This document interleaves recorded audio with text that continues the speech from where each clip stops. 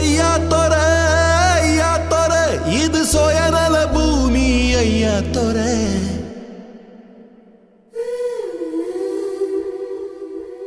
ஐயா தொர நீ சூழ்நில கைதி ஐயா தொர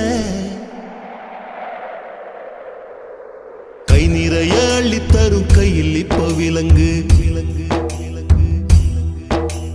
வைரக்கல்ல உப்பு கல்லு தப்பு சொல்லி வழக்கு